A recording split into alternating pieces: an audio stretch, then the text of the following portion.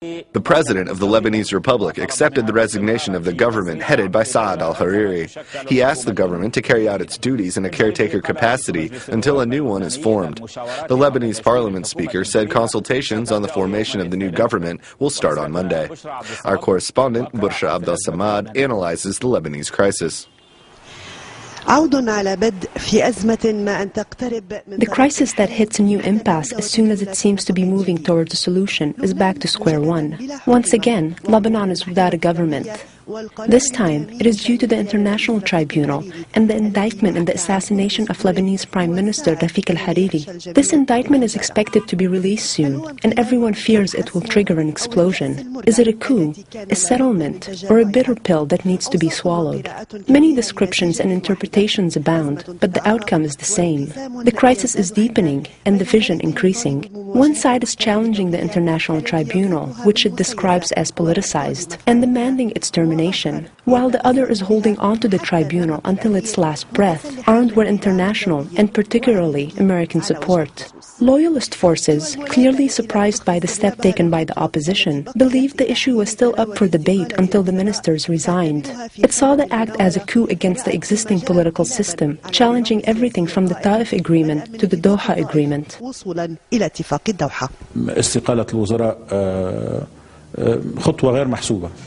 The minister's resignation wasn't clearly thought out, unless their goal is to keep the country without a government. Maybe the country will be without a government for months, or maybe more than a year. And then we will say that the problem is not assigning the head of the government or forming a government, but is rather a problem with the political system. We will then say, let's try to look into a new political system for the country. As for the opposition, it chose to confront the other side with constitutional procedures. It wanted to push for a solution through the resignation of its ministers, after Saudi-Syrian efforts failed to provide one. The opposition says this is the first step in a plan it is keeping secret.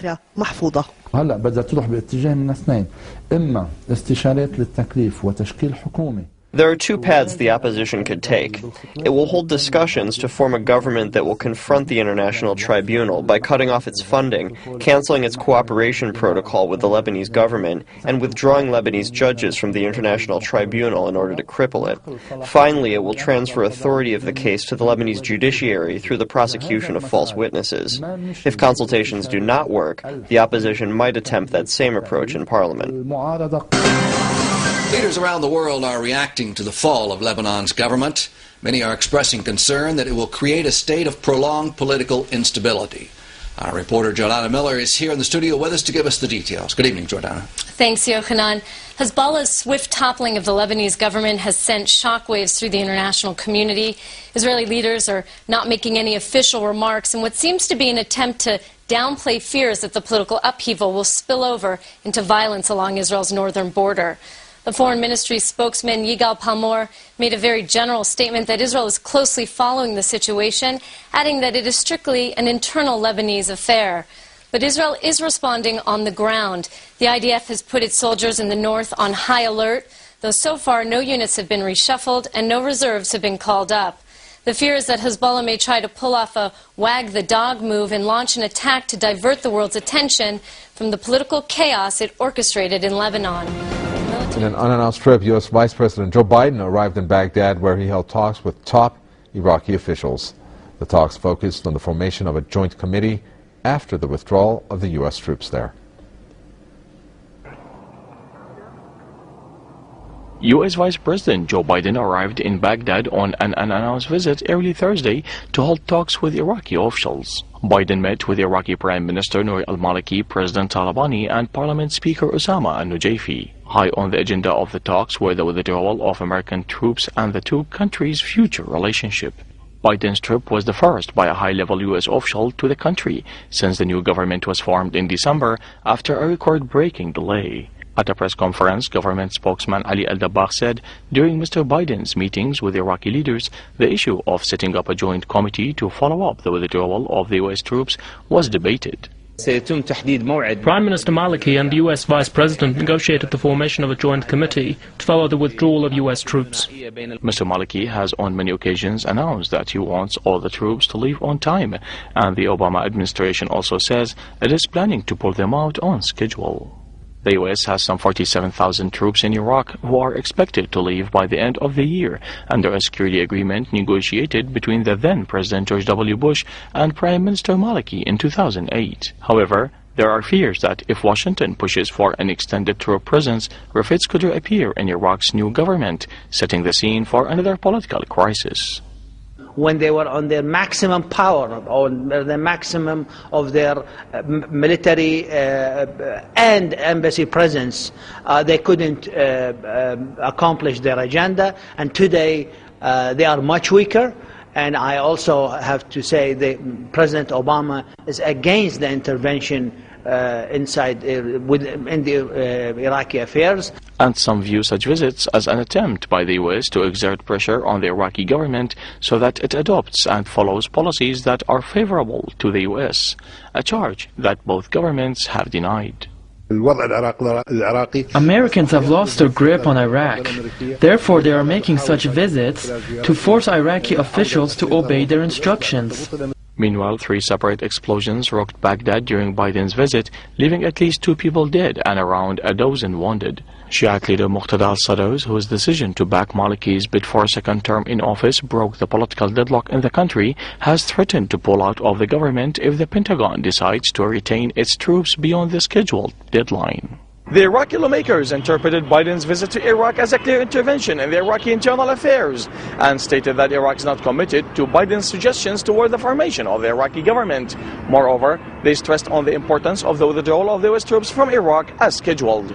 Wissam al-Bati, Press TV, Baghdad. Tonight we discussed the situation in Sudan with Dr. Khalid al-Mubarak, media counselor at the Sudanese embassy in London. The peace agreement signed by the government stipulated that a referendum to decide Sudan's fate is to be held in 2011. So, as President al-Bashir said in Juba, even if the South secedes, joint Sudanese relations will be maintained. The border will be easy to cross and accessible. Communication will not be severed. We are hoping that regional unifications will eventually lead to a united Africa. The Horn of Africa encompasses one regional unit, and the Nile Valley, Sudan, Egypt, and Southern Sudan encompasses another regional unit. If the people want these unifications, then they will eventually be formed. فإنها ستؤدي بمرور الزمن. دكتور خالد تقول عندما تتحدث عن وادي تتحدث. Dr. Khalid, you talked about the Nile Valley, about Egypt, Sudan, and Southern Sudan. However, this new state still lacks a name after it secedes.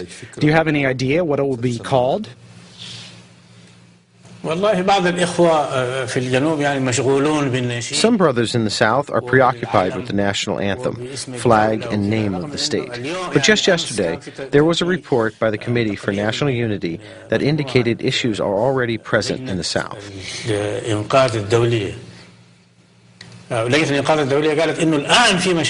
There are tribal conflicts and food problems, and of course the South is still under military, not civilian rule. It is ruled by the People's Army, and many of its soldiers are semi-illiterate. Yet they are carrying weapons and are patrolling towns and villages without any leadership. In addition, they are very undisciplined. The Americans and British tried to help the People's Army, but the soldiers are semi-illiterate. South Sudan's independence vote cleared 2 major hurdles after former U.S. President Jimmy Carter gave the polls his endorsement. Organizers have also said a high turnout that passed the 60% minimum means the result would be binding. Carter said he also believed international creditors should forgive most, if not all, of Sudan's crippling debt to give both North and South access to fresh funds after the referendum. Sudan has previously called for its nearly $38 billion debt to be forgiven to strengthen prospects for peace. Carter said he had misunderstood comments made by Sudanese President Omar al-Bashir to mean the North was going to bear all the country's debt if the South secedes. He said he had spoken to Bashir and apologized about the comment he had made. The former U.S. president said the vote will meet international standards. I think it will meet international standards on the conduct of the process and also the freedom with which people have cast their votes, and I believe the accuracy of the counting, although that's still to be determined. China rejected Iran's proposal to Russia and China to tour its nuclear sites. Russian Foreign Minister Sergei Lavrov cautioned such a visit could never replace regular inspections from the International Atomic Energy Agency or talks with major powers. He was echoing the EU position on Iran's disputed nuclear program. However, a senior Iranian official said a tour of nuclear sites in the country would go ahead as planned. Iran's envoy to the International Atomic Energy Agency, Ali Asghar Sultaniyeh, said he had not yet seen any official response from China or Russia to the invitation. But he said other ambassadors would join the trip in Iran, including Egypt, Cuba, the Arab League, as well as Syria and Venezuela. Moving to sports, and in the Asian Cup, Jordan beat 3-time champion Saudi Arabia 1-0 in a Group B match in the Qatari capital, Doha. The match's only goal came in the 41st minute of the game from Baha Abdurrahman. The result left Jordan on 4 points from 2 games in Group B, while the Saudis have yet to get a point ahead of their final match of the opening stage against Japan. Right now, Japan is playing Syria in the other Group B match. Syria is leading with 3 points after beating Saudi Arabia, while Japan has 1 point after drawing with Jordan.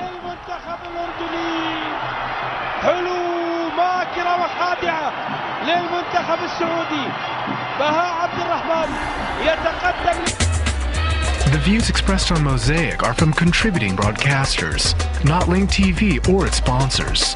The production of Mosaic is made possible by grants from the John D. and Catherine T. MacArthur Foundation, the Firedoll Foundation, and by support of viewers like you. Thank you. Watch Mosaic World News online. Stay up to date with breaking news, read our blog, get transcripts of past shows, and more at linktv.org/mosaic.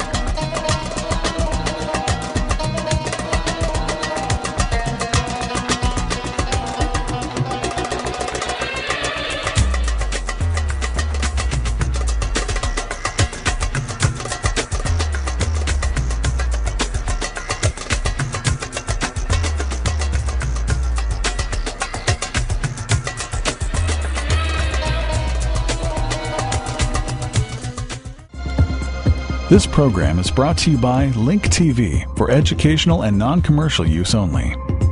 Link TV is the only U.S. network dedicated to global and national news, uncompromising documentaries, and diverse cultural programs. Programs which connect you to the world.